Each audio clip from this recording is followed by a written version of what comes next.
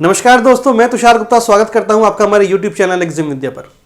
दोस्तों, हमारे पास काफ़ी पार्टिसिपेंट की क्वेरी रहती है और जानना चाहते हैं कि सर हम कौन से प्रोडक्ट सिलेक्ट करें जिसे इंटरनेशनल मार्केट में इजीली एक्सपोर्ट किया जा सके या जिस पर हमें काफ़ी अच्छी प्रॉफिटेबिलिटी मिले और इंटरनेशनल मार्केट में उसकी डिमांड हमेशा बनी रहे।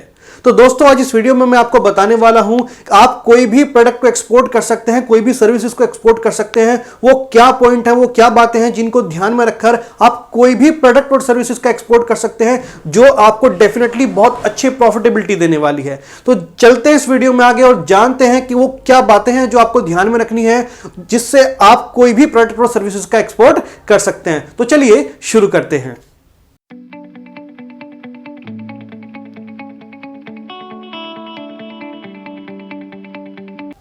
सो फ्रेंड्स, हमारे पास काफ़ी पार्टिसिपेंट की क्वेरी रहती हैं जो जानना चाहते हैं कि सर हम एक्सपोर्ट करने के लिए किस तरह के प्रोडक्ट को सिलेक्शन करें, किस इंडस्ट्री में जाएं और किन प्रोडक्ट को हम लोग एक्सपोर्ट मार्केट के लिए रेडी करें। तो फ्रेंड्स, मैं आपको आज बताने वाला हूं कुछ पॉइंट्स, कुछ टिप्स जिनके थ्रू आप कोई भी प्रोडक्ट और सर्विसेज का एक्सपोर्ट कर सकते हैं। देखिए फ्रेंड्स, एक्सपोर्ट करने के लिए सबसे पहले आपको एक्सपोर्टर बनना होगा और एक्सपोर्टर बनने के लिए आपको एक्सपोर्ट इंपोर्ट करना आना चाहिए, यानी कि आपको एक्सपोर्ट इंपोर्ट की नॉलेज होना बड़ा ही जरूरी है। बिकॉज अगर आपको एक्सपोर्ट इंपोर्ट की नॉलेज नहीं है, आपको नहीं पता कि क्या क्या डॉक्यूमेंटेशन की रिक्वायरमेंट पड़ने वाली है फ्यूचर में, किस तरह से इंटरनेशनल मार्केट में बायर फाइंडिंग होते हैं। बायर फाइंड करना उतना डिफिकल्ट नहीं है। आपको यह जरूर पता होना चाहिए कि बायर से किस तरह से कम्युनिकेशन करनी है। बिकॉज अगर आपको कम्युनिकेशन के बारे में ही नहीं पता कि बायर को किस तरह से नर्चर करना है, कम्युनिकेट करना है, डॉक्यूमेंट प्रोवाइड कराने हैं, तो डेफिनेटली आपके और बायर के बीच में जो ट्रस्ट फैक्टर है वो जनरेट नहीं होता, जिससे वो आपको एडवांस पेमेंट भी नहीं देगा।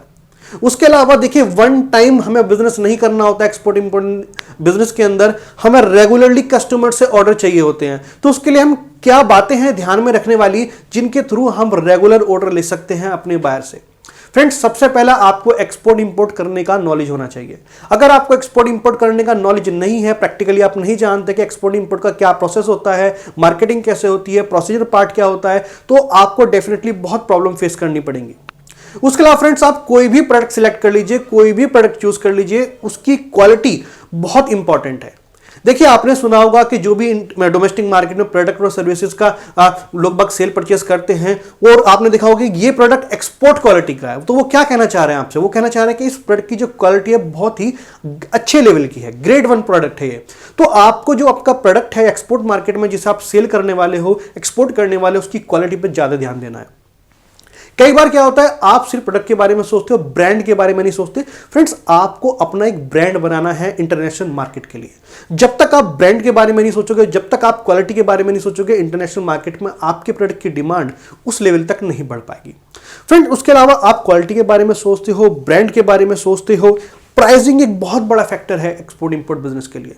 देखिए, आपने काफ़ी वीडियोस में यूट्यूब पर या और दूसरी जगह देखा होगा कि सर 100% मार्जिन, 200% मार्जिन। कोई झूठ बात नहीं है, इतना मार्जिन होता है, लेकिन एक प्राइस कॉम्पिटिटिवनेस भी आपको ध्यान में रखनी होती है। हमारी इंडियन गवर्नमेंट काफ़ी कुछ कर रही है एक्सपोर्ट को बढ़ावा देने के लिए। वो आपको इंसेंटिव प्रोवाइड कराते हैं। उसका रीज़न होता है कि जो इंटरनेशनल मार्केट है उसमें आपका प्रोडक्ट प्राइस कॉम्पिटिटिव बने। तो आपको भी ध्यान रखना होगा कि जो प्राइसिंग है उसका फैक्टर बहुत इंपॉर्टेंट है।